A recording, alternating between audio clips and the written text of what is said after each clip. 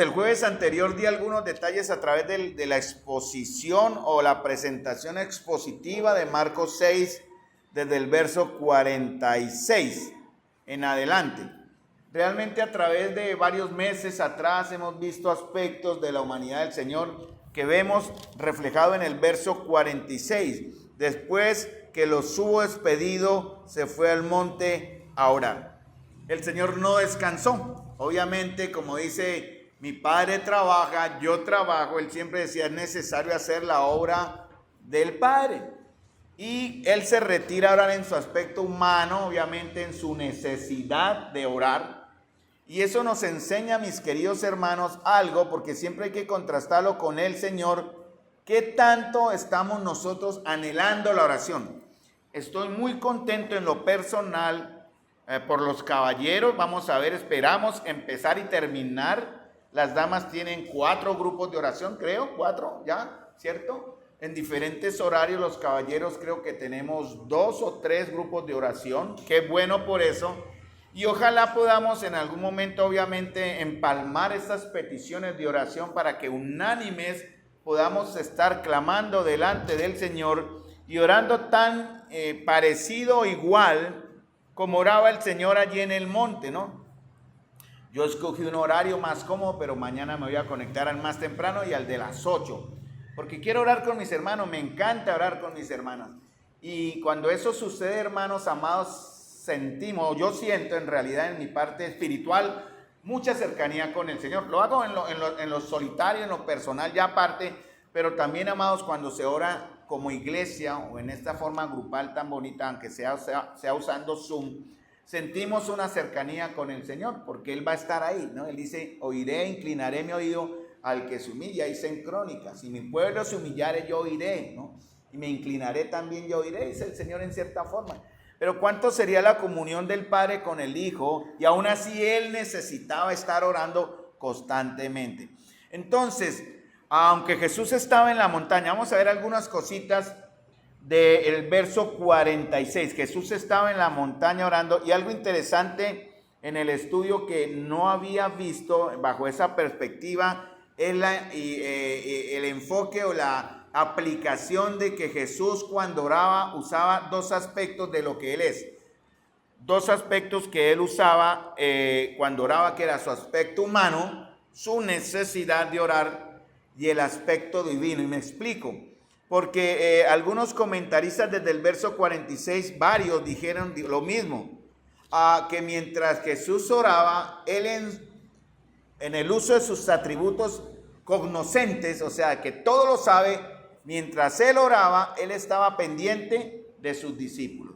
No significa, yo lo veo a Él, yo lo imaginé a Él, yo me puse en su lugar como detrás viéndolo, aprendiendo de Él, lo vi ahí al frente, orando tal vez inclinado sobre una roca o arrollado en el suelo, no sé cómo, pero Él estaba en una posición de mucha reverencia y respeto, que mientras oraba, y al leer y al estudiar y ver varios comentarios me hicieron caer en cuenta ese aspecto, que no lo había visto. En la primera oportunidad lo vi como, posiblemente también fue así, mientras Él oraba, Él iba mirando a sus discípulos allá en la lejanía, atravesando el mar rumbo a Betsaida. Él estaba en un monte alto y por lo tanto Él estaba viendo el sufrimiento de sus discípulos. Dice en el verso 48, y viéndoles remar con gran fatiga porque el viento era contrario. Entonces, aquí en este punto, yo veía a Él en su omnisciencia y en su soberanía actuando.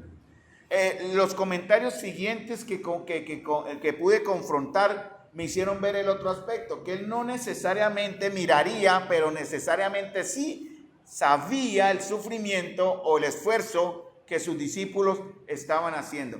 Entonces, la acción de Jesús no fue una respuesta tardía a una emergencia que Él no anticipó. Él ya sabía. Y seguramente el propósito al permitir en la tormenta precisamente fue eso, ¿cierto? Él permitió la prueba en la tormenta, o dejó que la tormenta se desarrollara en su naturaleza normal para enseñarles algo, porque Él necesitaba o necesita siempre reafirmar en sus discípulos otro aspecto que a veces olvidamos. Vemos a Jesús, claro, en el aspecto humano, muy personal, debemos imitarle en su oración, en su esfuerzo, en su amor.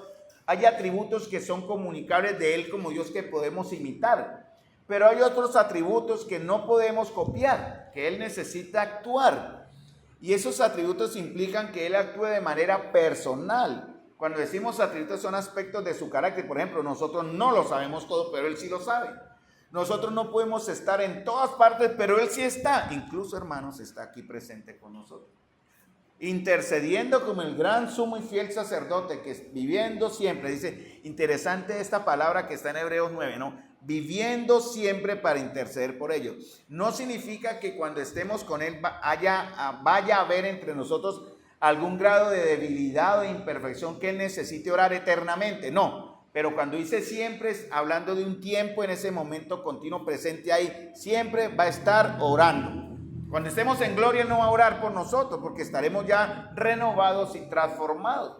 Pero mientras estamos en esta dimensión humana donde Él nos está perfeccionando y guiando a un propósito bueno y glorioso para Él, ya sea individualmente o como iglesia, Él va a estar siempre orando por nosotros.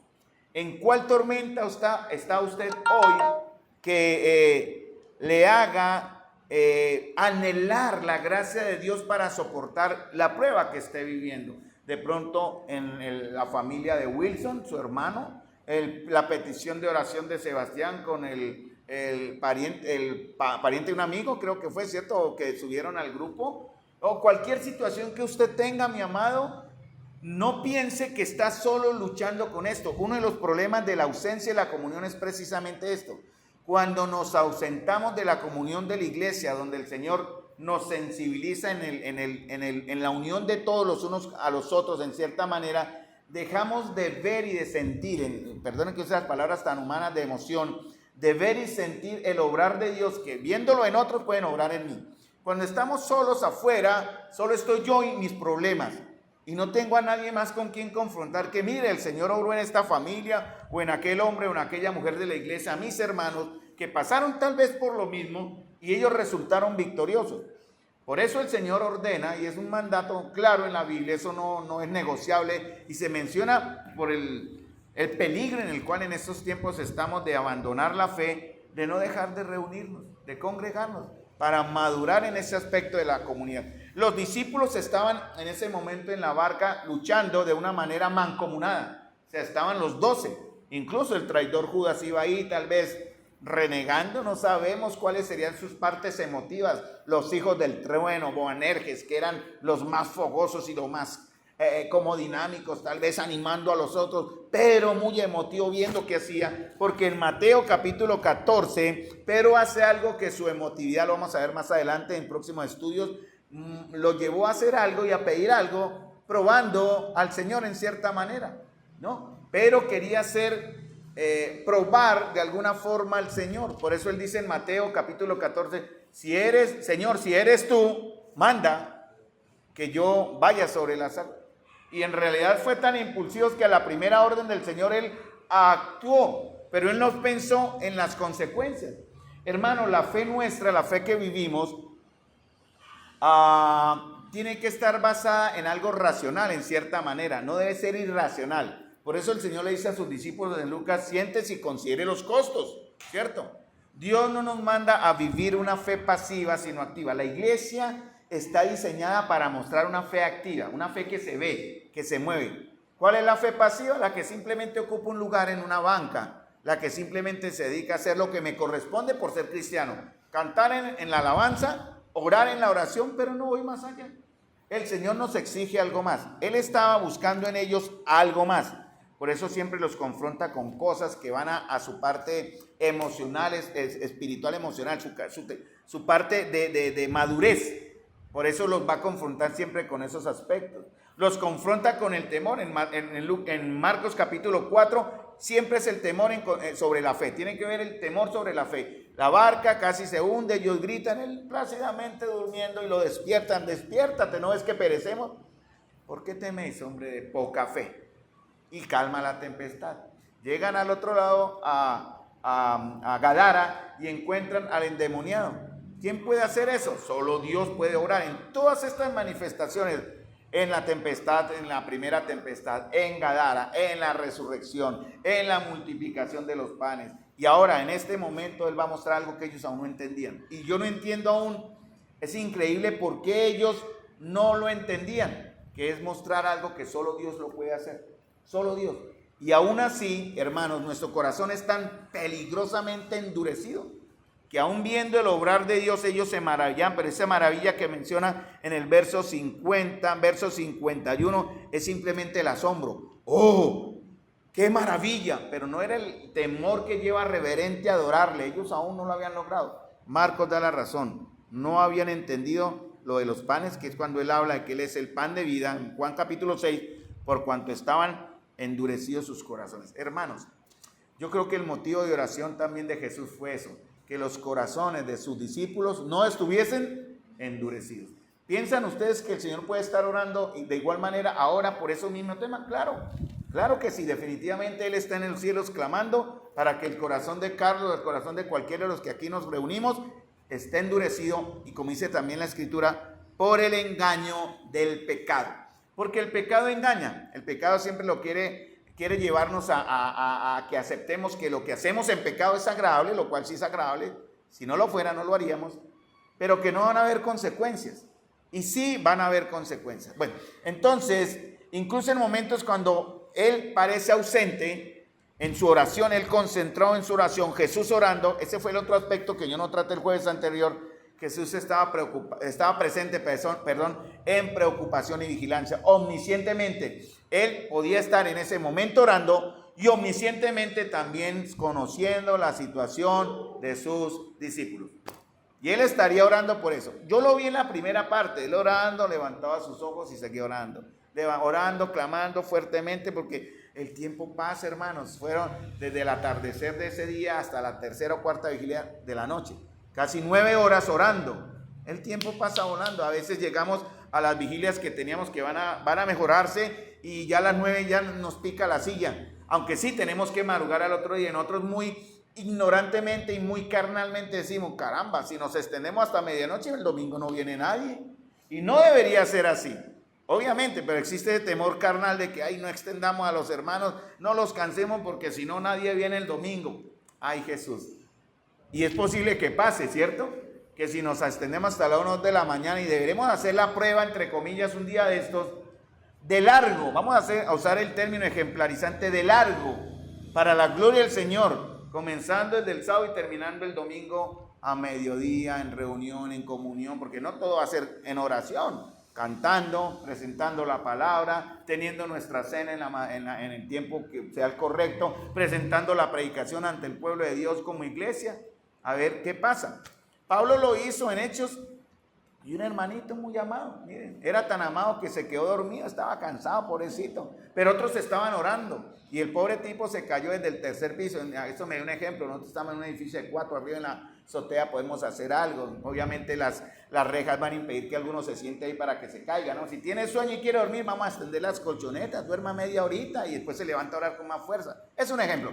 Pero el Señor, quiero para no perderme el tiempo en este caso, el Señor va a ver 4 cosas en la vida de sus discípulos, a partir del verso 46. Él vio su obediencia, porque Él ve el efecto de su obediencia en la prueba. Ellos avanzan. Pudieron haber dicho al Señor, Señor, es de noche, mañana arrancamos. No, pero recuerden que había un peligro. Él tuvo que embarcarlos en la barca, porque la multitud quería hacerlo al rey, y es el ego, hermanos, ¿cierto? La parte humana, ese de crecerse, Él quiso proteger eso, y que su intención de mostrarse como el Salvador fuese mal interpretado por la multitud. Si Él hubiese aceptado la adoración como un rey, Él hubiera perdido. Por eso Satanás le ofreció en la tentación: todos los reinos del mundo te daré, porque me fueron dados, y postrado me adorares. O sea, cambie el reinado, por decir así, el reino de Dios visible, llamémoslo así, de gobernar. Cámbialo, en lugar de ir a la cruz, gobierne de una vez. No, Él va a gobernar. Filipenses capítulo 2 lo dice, que en ese momento toda rodilla doblegará y todo nombre confesará que Jesucristo es el Señor. Apocalipsis 19 menciona cuando Él baja en gloria a gobernar. Hermanos, Él reinará, queramos o no queramos. Satanás quería que Él perdiera de vista su propósito. Y por eso Él ve a los discípulos a la barca que estaba en medio del mar, azotada por las olas. La barca estaba azotada en ese momento, zarandeada, dice en otras versiones, por las olas, bailada. También Jesús vio su cansancio, dice, viéndolo remar con gran fatiga. También Jesús vio sus circunstancias. Habían avanzado en 9 horas, desde las 6 de 7 de la noche hasta más o menos las 3 de la mañana, 5 y 3, 8 horas, y no habían avanzado nada. A veces, hermanos, nosotros oramos, esperamos orar por cosas que sean de verdad delicadas. Por ejemplo, una enfermedad, una situación familiar es delicada. Pero hay cosas tan sencillas que decimos nosotros, por eso no hay que orar. Y no, hermanos, hay que orar. Incluso el Señor vio aquí que ellos no estaban dando fruto por ningún lado. Estaban dándole y remen, que remen, y nada pasaba. Porque Él vio las circunstancias, vio la falta de resultados. Por eso dice la palabra vio en el verso 48. Esa palabra vio significa ver o percibir con atención, ¿cierto? Mientras Él estaba orando en el monte, Él estaba también intercediendo en su omnisciencia por los suyos. Dios no está nunca ausente, el Señor no está ausente en oración. Él está presente en nuestra oración, con capacidad omnisciente de vigilancia y con dirección. Dios, el Señor, como Dios omnipresente, nunca está ni ausente o presente, siempre está de cualquier manera, porque Él... Quiero hacer una aclaración primero también. No confundamos, como algunos grupos cristianos muy erróneamente, ya por ahí algunos, aunque gracias a Dios no son de nuestra línea. Dios está en todas partes, ¿cierto? ¿Cierto? Pero Dios está en todas las cosas. No. Algunos adoran las cosas de la naturaleza diciendo Dios está acá. Y en cierta manera ese panteísmo ha contagiado algunos aspectos de la liturgia de los cristianos hoy día, de algunos cristianos, no nosotros por lo menos. El Señor sí está en todas partes, pero no está en este ventilador, por decir así, ni está en ese árbol. Él manifiesta su gloria a través de lo que Él ha creado. Los cielos cuentan la gloria de Dios y el firmamento anuncia la obra de tus manos. Pero hablando de su persona, Él está presente en espíritu aquí. No está, obviamente, por el Espíritu Santo está en nosotros, pero también está con nosotros, dice Apocalipsis capítulo 1, versículo 8, creo, si no me equivoco. Entonces, Él siempre va a estar, no olvide eso. Tiene una tormenta en su vida, hermano, no desmaye. Sepa y entienda que el Dios omnipresente está ahí, al lado de su tormenta. ¿Y qué está haciendo? Señor, actúa, Señor, obra. Pero ¿cómo voy a hacerlo si usted no me invita? Esta semana tuve charla con una cristiana que está en desobediencia y ella me dijo, nosotros estamos bien, Dios siempre estará con nosotros, dijo así textualmente. Y yo le explicaba a ella, pero explíqueme, nunca me contestó, o sea, no me ha contestado, no creo que vaya a contestarme. ¿Cómo puede estar Dios con ustedes, cuidándolos y apoyándoles si usted está en desobediencia? Es imposible. O sea, es una anomalía, no es posible. Si yo estoy en desobediencia, Dios quiere actuar, pero Él no puede ir en contra de lo que Él representa. Él es justo, Él es santo, Él es perfecto. Entonces tenemos que entregar en sus manos esos aspectos de rebeldía, de pecado, de situación que nos separan de Él, para que Él pueda acercarse, hermanos.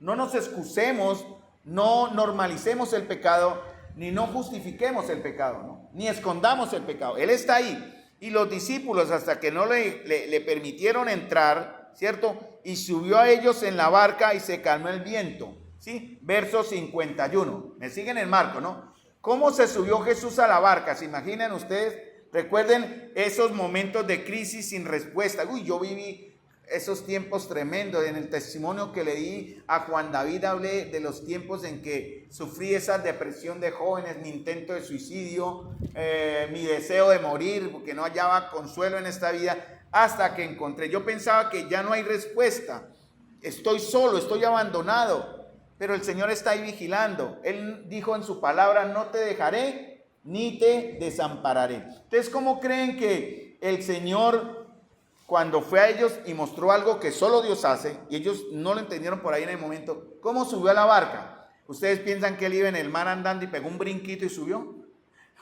No, se vería muy caricaturesco, pero el Señor no fue así. Él iba andando, ¿de qué manera? Pues con su caminar normal sobre las aguas. pero al llegar a la barca, él no pegó el brinquito.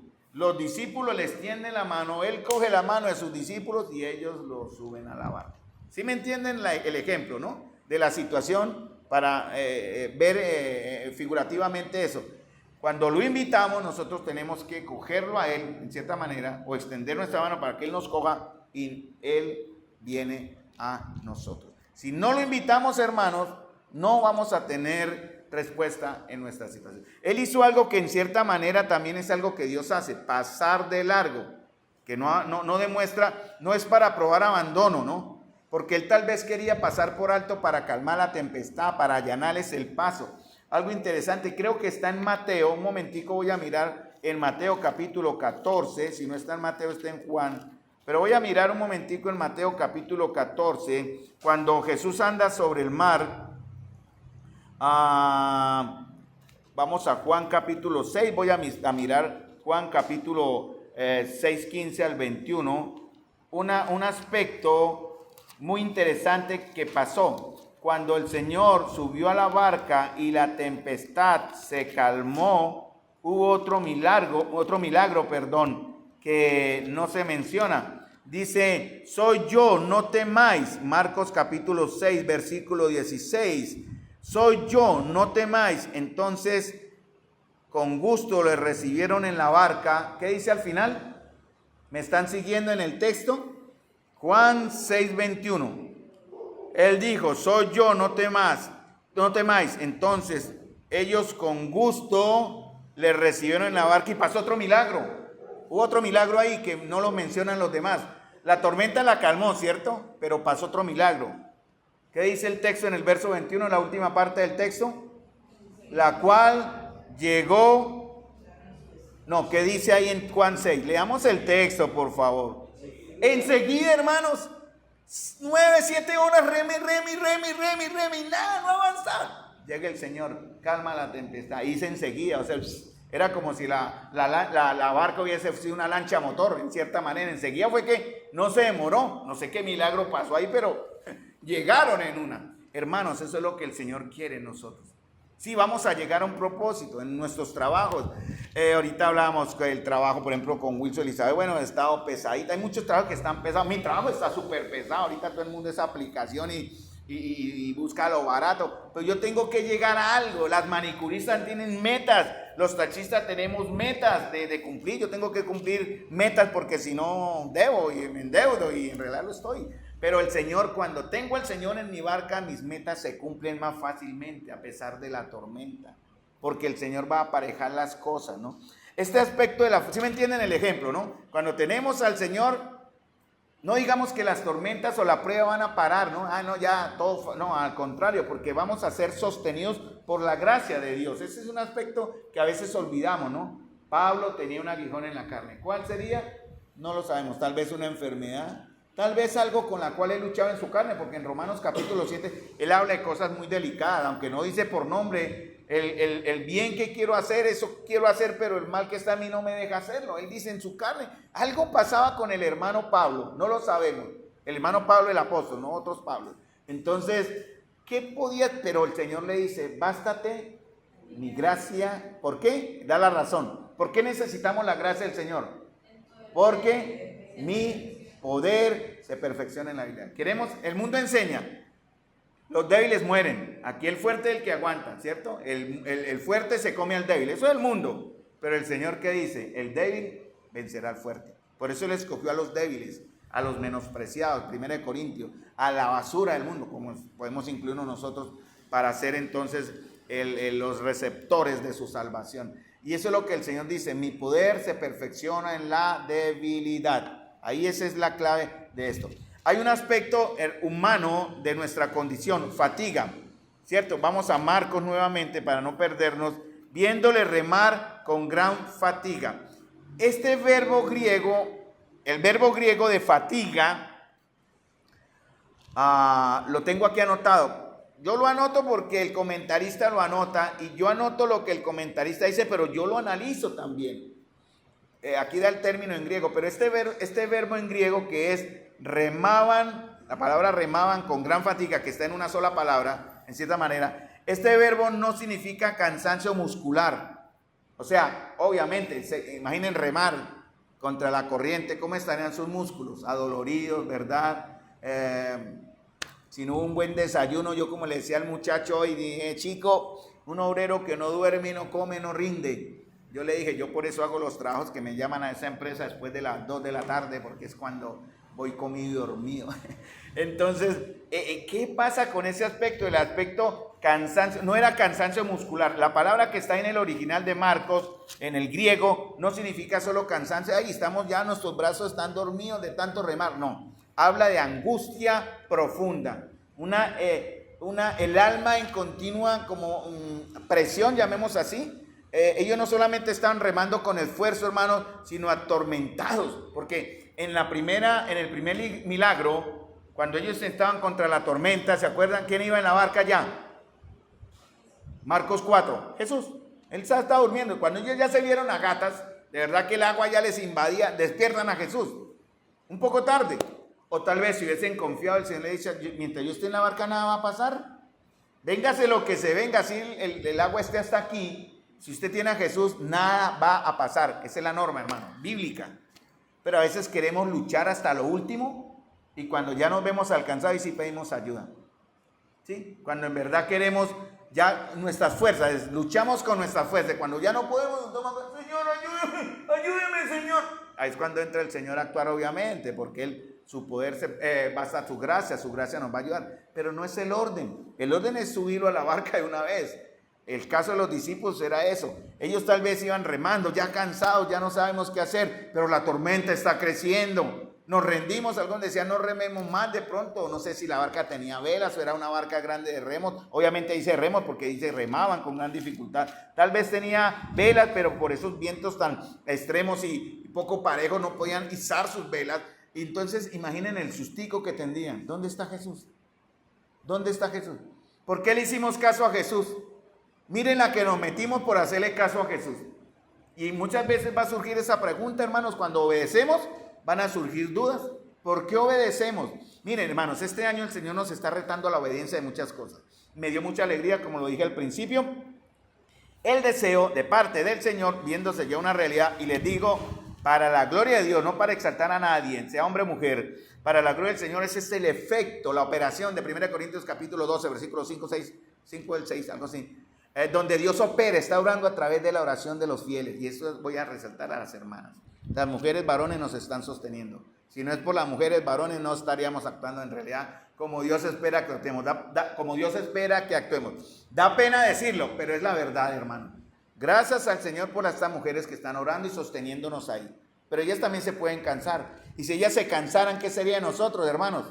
Si no por la gracia de Dios, este año los varones comenzamos con pie derecho. Empezamos a la oración, vamos a continuar en esa oración, no vamos a dejar de remar a pesar del esfuerzo y ya todos unidos vamos a llegar a encontrar la meta. Hay una realidad en esto, hermano. La palabra que figura aquí, verso 48, viéndole remar con gran fatiga, dice algo más, no solamente estaban cansados muscularmente, sino hay otra cosa, en el verso 48 de Marcos, el texto es Marcos.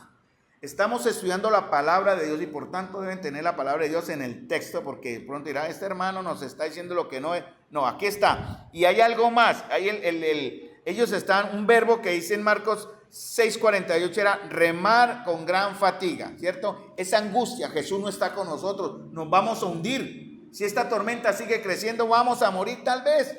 Algunos tal vez estaban animando, los otros desanimando, no lo sabemos, pero sí había un momento de angustia y desorientación. Pero también dice acá que los vientos, Marcos capítulo 6, ¿qué más?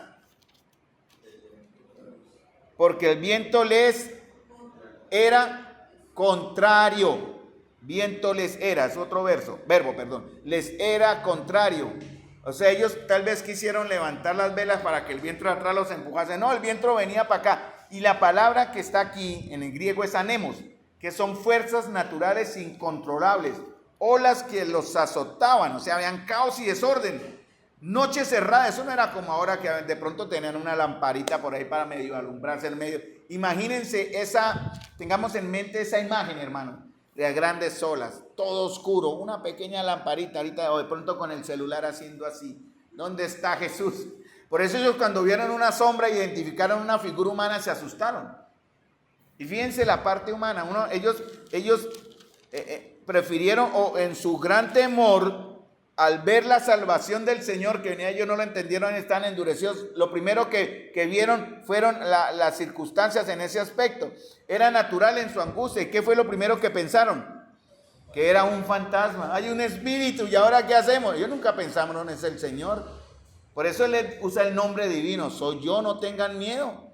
Hermanos, ese yo soy tiene que ser muy real en nosotros. ¿Qué tan cercano estamos como iglesia e individualmente al yo soy? Entre más cercanos estemos al yo soy, las tormentas serán pan comido. Vendrán, sí, las aguas nos llegarán, pero nosotros sonrientes sabremos que las cruzaremos al final porque el yo soy está en nuestra barca. Ellos solo estaban obedeciendo, pero ni ellos ni nosotros aún entendemos que la obediencia no garantiza comodidad o seguridad inmediata. A veces esperamos obedecer cuando todo está bien, cuando hay buen trabajo, buena salud, dinero, todo está perfecto, ahora sí sirvo. Como este cantante que ya conocemos la historia, que ya cuando tenga no era cristiano. Pero desafortunadamente, hermanos, muchos cristianos piensan así. Cuando tenga todo asegurado, ahí sí, Señor, pensaré en ti. Ahí sí, de alguna manera ejerceré mi don en el cuerpo local. De alguna forma, Señor, ahora sí buscaré. No, hermano, no es así. Pero debemos entender que la obediencia, hermano, no siempre garantiza comodidad o seguridad. No la garantiza. Posiblemente nunca la tengamos, ¿no? Por eso Pablo habla de aquellos cristianos como Pasanoel, ¿no? En Hebreos, de aquellos que por la fe, muertos a piedra, cerrados, ¿cierto? Muertos a espada, perseguidos, angustiados. El mundo enseña eso, ¿no? Usted es un perdedor si sufre. Por eso las iglesias, falsas iglesias cristianas enseñan la prosperidad, ¿no? Usted está llamado a tenerlo todo, ¿cierto? Salud, dinero y amor. Y si no lo tiene, la culpa es suya. Pero Dios está obligado a darnos. Ay, qué mentira. Hay millones engañados en esa mentira, obviamente.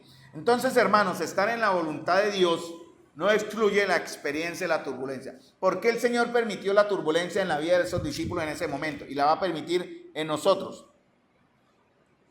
¿Por qué? Hay una razón obvia.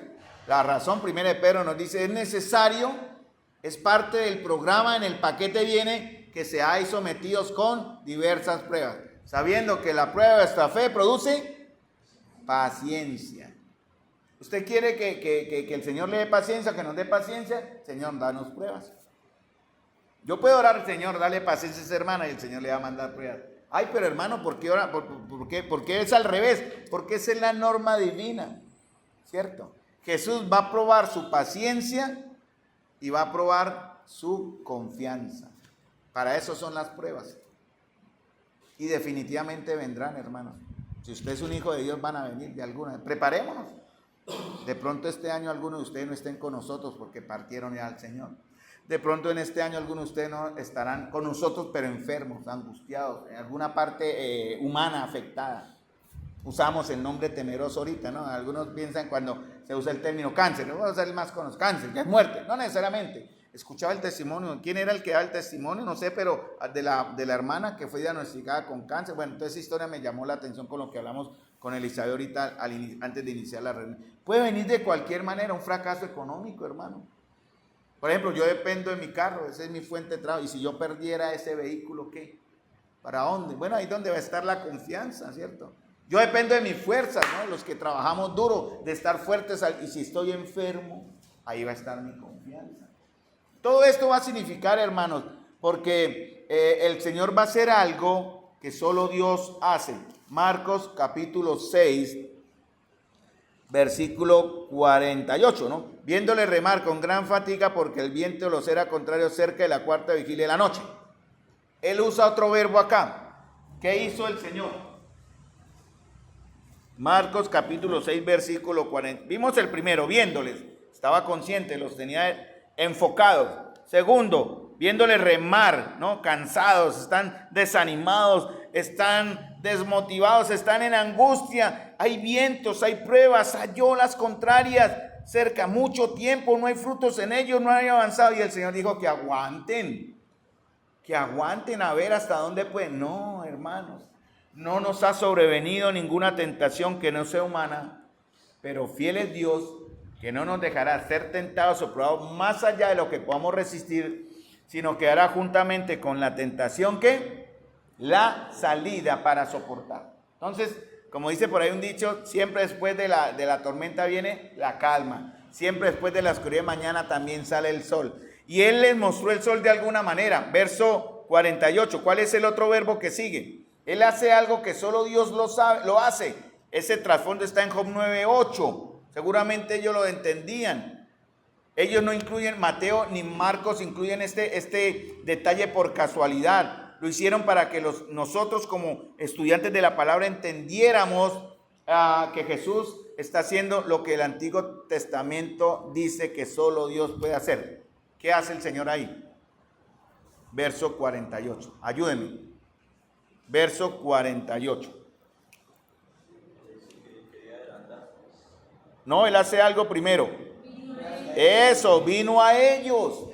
Él, ¿qué hizo el Señor? Él pudo haber calmado la tormenta desde la distancia allá desde el monte. Ay, qué mamera, ahora estos.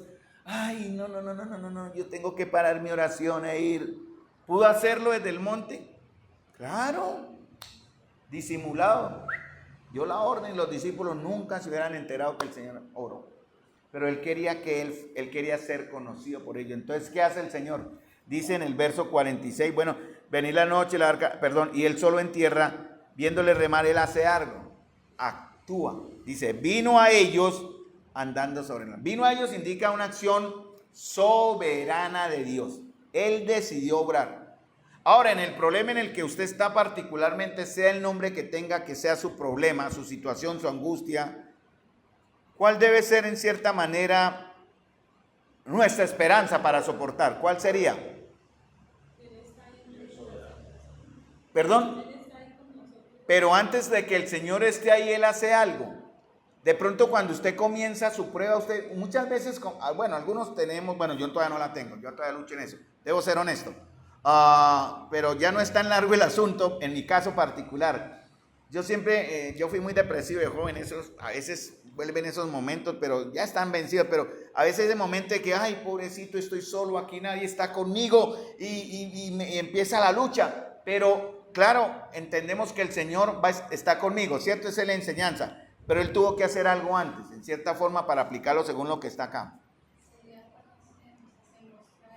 No, Él ya está mostrándose aquí, Él está, Carlos, yo estoy, Él por la palabra me dice, no te dejaré ni te desampararé, pero Él hace algo. Él en el versículo 48 hizo algo, verso 48. Él no se fue directo allá a la barca. ¿Él hizo qué? Pues ya los estaba viendo, se quedó ahí, bueno, que aguante, voy a apartar en la tormenta, y movió su poder. Verbo, vino a ellos, o sea, Él se levantó, hermanos, y fue. A veces tenemos que soportar, hermano, mientras la ayuda llega en cierta manera. Claro, cuando llegue ya pasa lo que Elizabeth dijo. Ya el Señor vamos a sentir su presencia. ¿Cómo? A través de la perfección en una comunión que nos consuela, que nos anima, que nos fortalece. A través de la palabra. Por eso hay que ir a la palabra, ¿no? Hay que ir a la parte, porque la parte emotiva es muy delicada. No hay que. Hoy hablaba con un pastor, un hermano ahí en la cola, que es pastor. Y hablábamos de ese aspecto, porque ellos tienden a pensar que está primero la parte emotiva. Siento para creer, y yo le decía, no, primero tiene que creer para sentar. Ahí estábamos en esa charla y me salió la carrera, me tocó irme, pero quedó la charla, yo me encuentro muy seguido con él. ¿Qué es primero? ¿Sentir para creer o creer para sentir? ¿Cuál es el orden divino? Creer para sentir, ¿cierto? Pero mientras yo creo para sentir en cierta manera, mientras yo sé que el Señor está acá, el Señor tuvo que haber hecho algo que fue levantarse en esa forma humana, porque estamos basados en la acción de Marcos. Él se levantó y fue. ¿A cuánta distancia estaba? No lo sabemos. Casi 5 o 6 kilómetros de extremo a extremo, pero el Señor, ¿qué más hizo? Empieza a andar sobre el mar, ¿cierto? Arranca desde la playa. ¿Cuánta distancia tuvo que andar el Señor? Pongámosle más o menos. La distancia desde el lugar donde Él lo mandó hasta Betsaida son más o menos 5 o 6 kilómetros. No habían avanzado mucho.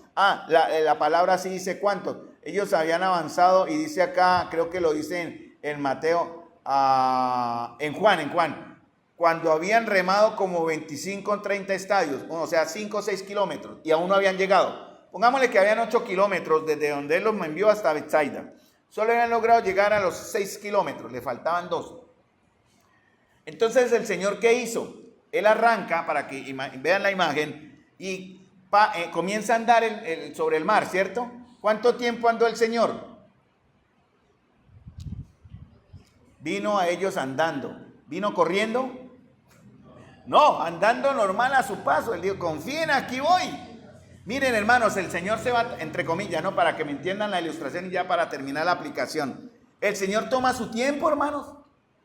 Él pudiera aparecer milagrosamente ahí, ¡ay, Jesús! Y siga Jesús. No, ellos ven a una figura ya en lo lejos, en lo oscuro, y pensaron que era un fantasma. Era el Señor, andando a su paso, normal. Cuando uno ve al Señor venir allá y dice, la tenemos ganada. Bueno, ellos no, ni nosotros lo hacemos. Nosotros seguimos sufriendo hasta que Él nos sube. Pero el Señor dice, míreme, voy en camino, no se preocupen, aquí vengo, voy con la ayuda, voy a mi tiempo porque quiero que ustedes aprendan. Porque si tenemos todo fácil, si queremos como nuestras juventudes de la generación de cristal de esos tiempos que todo lo quieren tener al instante, que el modo fácil, no, hermanos, a veces hay que esforzarnos. Entonces el Señor, ¿qué nos promete? No te dejaré ni te desampararé, pero mientras yo voy allá, soporta la aflicción, le dijo Pablo a Timoteo, haz obra de evangelista, no aguanta, ya voy en camino, ya voy allá. Y eso fue lo que el Señor vino a ellos. Ese término vino a ellos, Él inició algo y llega allá. ¿Cuánto tiempo duró? Claro, siendo Él el Señor de toda la gloria, no corrió, pero tampoco dejó de andar como Él andaba, normalito, calmado, pausado, y esos 4 o 5 kilómetros los recorrió fácil, digamos, ¿en cuánto? ¿Cuánto dura uno andando 1 kilómetro? Más o menos, 20 minutos, podría ser, vamos a dar un tiempo, 20. Duró por ahí 1 horita larga, por decir algo, en llegar desde allá. Pero si los discípulos hubiesen sabido eso, ellos estarían tranquilos, la ayuda ya viene, no desesperemos. Pero no, ellos estaban en su lucha muy personal y por eso su fe estaba siendo tocada. Entonces, Dios el Señor no está ausente en esta oración, pero Él está presente en oración con capacidad omnisciente, ya lo había mencionado. Entonces, Él anda sobre el mar, es algo que solo Dios puede hacer, Job 9:8. Y también quería pasar delante de ellos, verso 48, aquí vamos a dejar. Miren, fíjense que hoy solo hablamos del verso 47 y 48, y todavía falta por hablar, hermano. Entonces hay mucho tema. Espero que el hermano Luis, cuando le corresponda entonces el puntico, este tema no lo hayamos olvidado, hermanos, no lo hayamos perdido, para no perder de vista, valga la palabra repetida ahí, los principios de soportar la prueba. Entonces, esta palabra de pasar por delante tiene un significado bíblico.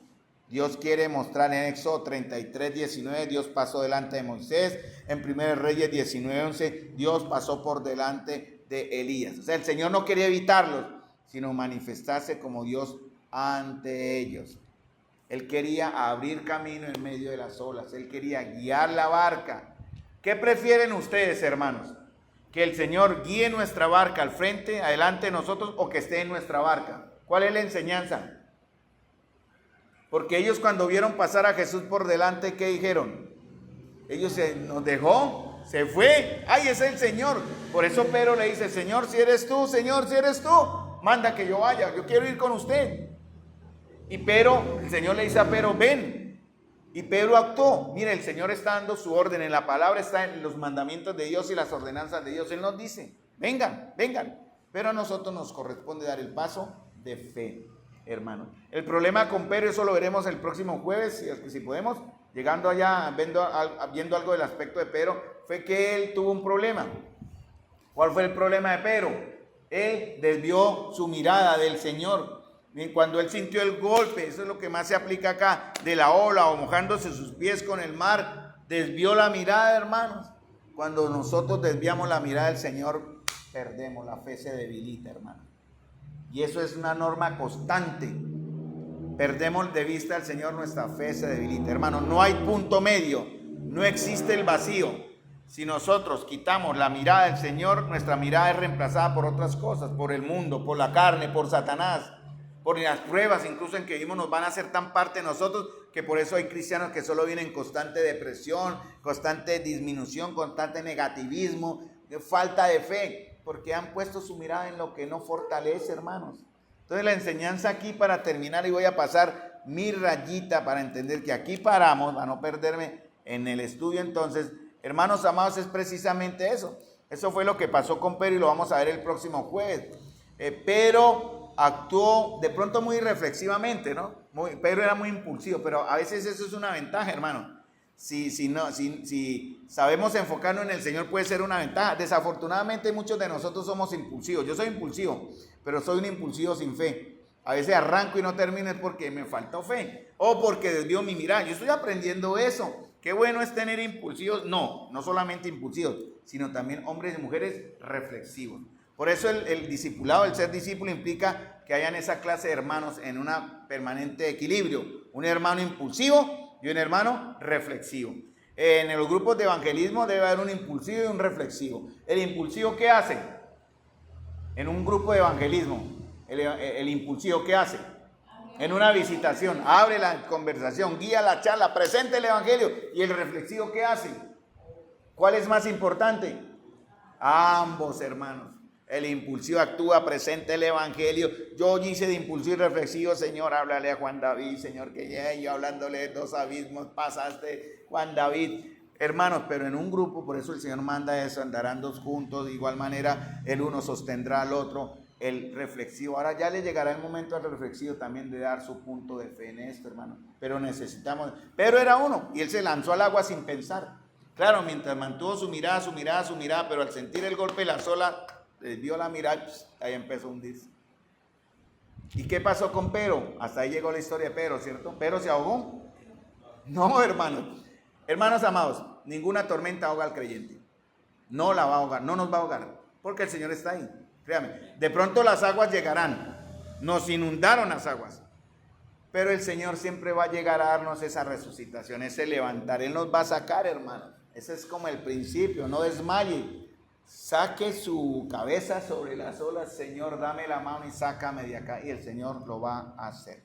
Entonces vamos a dejar en este punto, hermano. No olviden el bosquejo hasta donde vamos, ¿no? Como en la organización. Eso vamos a aprender próximamente a cómo bosquejar un texto bíblico para poderlo enseñar, ¿no?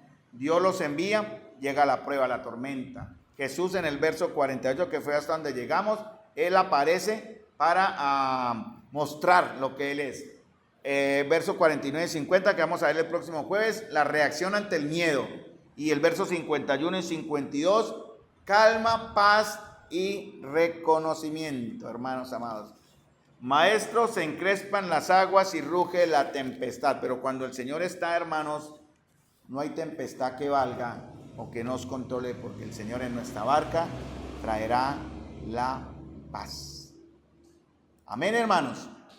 Muy bien, mis amados hermanos, vamos a parar acá y vamos a dejar tema para el otro jueves,